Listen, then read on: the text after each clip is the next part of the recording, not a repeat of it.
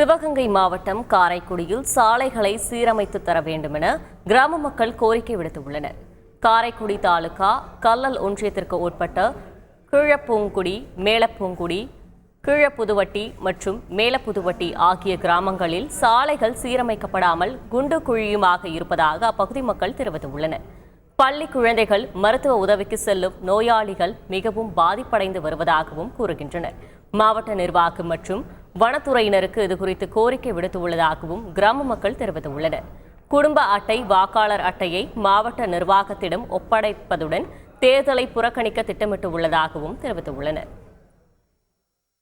இது சிறுவர் பள்ளிக்கூடம் போக முடியல, அதெல்லாம் சொல்றதை விட ஒரு கர்ப்பிணி பெண்ணை பாதுகாப்பாக அந்த ரோட்ல கூட்டிட்டு போக முடியல.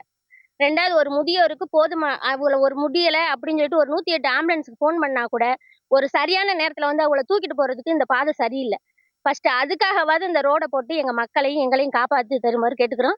இது போராட்டம் ஃபர்ஸ்ட் வந்து இது வந்து மக்கள் உங்களுக்கு வந்து பாராளுமன்ற எலெக்ஷனை நாங்கள் எதுக்குறோங்கிறது வந்து முக்கியம் கிடையாது. நாங்க வந்து அடுத்து ஓட்டு போடணும் அப்படின்னா கூட நாங்க வந்து ஒரு முதியோரை நீங்க கூட்டிட்டு வந்து அந்த பூத்துக்குள்ள கொண்டுட்டு வரணும்னா கூட இந்த ரோடு சரியில்லை. மாவட்ட கலெக்டர் ஆஃபீஸுக்கு போகணும்னாலும் இந்த ரோடு தான் எங்களுக்கு. தாலுகா ஆஃபீஸுக்கு, காரைக்குடி தாலுகா ஆஃபீஸுக்கு போகணும்னாலும் இந்த ரோடு தான். ரொம்ப வருஷமா போடாம கிடக்கு. மாவட்ட கலெக்டர் அவர்களுக்கும் மாண்புமிகு முதலமைச்சர் அவர்களுக்கும் இந்த ரோடை போட்டு தரும்படி தாழ்மையுடன் கேட்டுக்கொள்கிறேன்.